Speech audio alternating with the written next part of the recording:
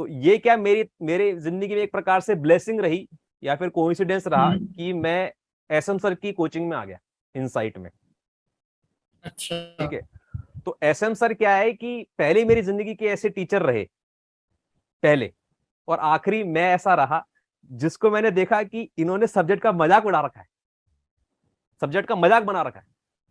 Subject का मजाक कैसे बनाते हैं, जैसे कि एसएम सर केमिस्ट्री पढ़ाते थे तो और वहां से वो ऐसे गैस निकलेगी तो भाई दुर्गति कर देगी, और उसके बाद ये एटम निकलेगा, मोटे ताजे एटम होते हैं, तो बहुत सारे एग्जाम्पल देते हैं, मतलब सब्जेक्ट का मजाक बना देते हैं सर। ठीक है, तो ये कला मैंने इनसे सीखी, और फिर बाद में जाके जब मैं आईआईटी जेईई का मैथ्स पढ़ाने लग गया तो इसी कला को मैंने अपने टीचिंग के अंदर ढाला। कैसे मैंने ढाला कि जैसे कि मैथमेटिक्स के अंदर टर्म्स होते हैं T1 T2 T3 M1 M2 A1 A2, तो मैं उसको ऐसे बच्चों के सामने बोलता था कि ये तो टवन है, ये टट्टू है, ये ट्रीट है। T4 को टीचर बोल दिया, टीचर। B1 को बन बोल दिया, B2 को बट्टू बोल दिया, B3 को बत्री बोल दिया, B4 को बेचारा बोल दिया, B5 को बचपन बोल दिया, B6 को बच्चा बोल दिया, है ना। अब फॉर्मूले के अंदर कैसे, जैसे कि दो स्ट्रेट लाइंस है, एक का स्लोप m1 है, एक का स्लोप m2 है, दोनों के बीच में जो tan थीटा है वो आपको पता ही क्या होता है, तो उसको कैसे बोल दिया, इसका स्लोप तो m1 है, ये m2 है, तो tan theta equal to m2 minus m1 divided by 1 plus m2 का मॉड।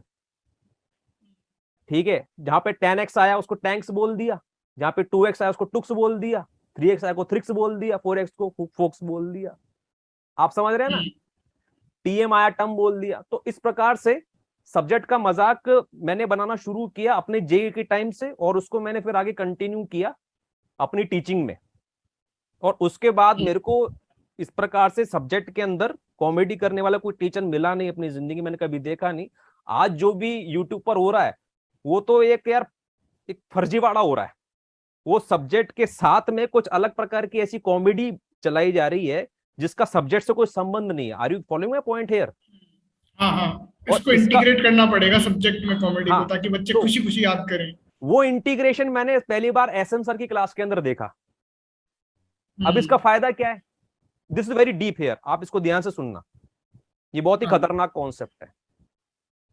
मैक्सिमम स्टूडेंट्स के लाइफ में, विशेषकर हम्म। जो साइंस है और जो मैथ्स है, हम्म। ये उनकी जिंदगी में कैसा होता है, वो कैसे देखते हैं, वो उसको एक मॉन्स्टर की तरह देखते हैं, एक डेविल की तरह देखते हैं। उस सब्जेक्ट का बिल्कुल। ख्याल आते ही, उस चैप्टर का ख्याल आते ही, उसके टेस्ट का ख्याल आते ही बच्चों के पसीने छूटने लगते हैं, उनकी पूरी बॉडी के अंदर डर फैलने लगता है, एंजाइटी फैलने लगती है। यू नीड टू अंडरस्टैंड, और body and mind are connected.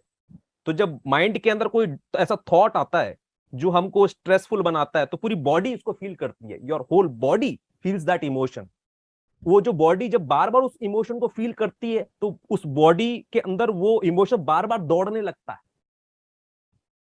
तो my point is your whole body, your whole mind, your whole existence feels that fear towards that subject।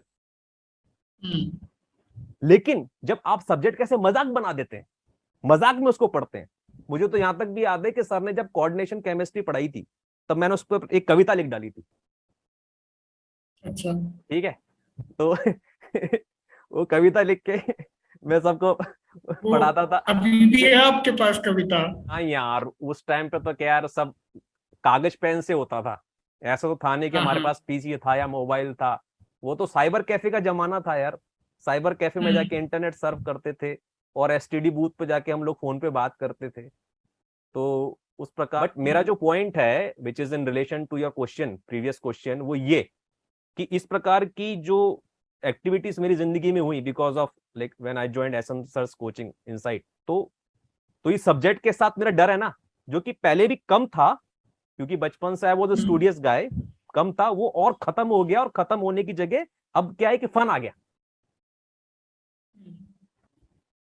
ठीक है, तो जब आपकी जिंदगी में जब सब्जेक्ट में फन आ जाता है ना, तो उसमें फिर लव आ जाता है सब्जेक्ट के प्रति, एक्साइटमेंट आ जाता है। तो फिर ये सब नहीं रहता कि मतलब मुझे एग्जाम में टेंशन हो रही है, स्ट्रेस हो रहा है, या मैं उससे डर रहा हूं। इसी से रिलेटेड है सारी चीजें। अगर आपका ब्रेन बेसिकली स्ट्रेस में है ना, तो मेमोराइज भी नहीं कर पाएगा, और ना कॉन्सेंट्रेट कर पाएगा, ना कुछ क्रिएटिव सॉल्यूशन निकाल पाएगा। ना वो ये ढूंढ पाएगा कि ये इस इंटीग्रल तक पहुंचने के लिए मैं क्या सब्स्टिट्यूशन इस्तेमाल करूं, ना वो केमिस्ट्री के रोड मैप प्रॉब्लम्स को सॉल्व कर पाएगा, ना वो इलेक्ट्रॉन को विजुलाइज कर पाएगा, ना वो एफ फ्री बॉडी डायग्राम्स को विजुलाइज कर पाएगा माइंड में। तो सारा गेम माइंड का है। Yes sir.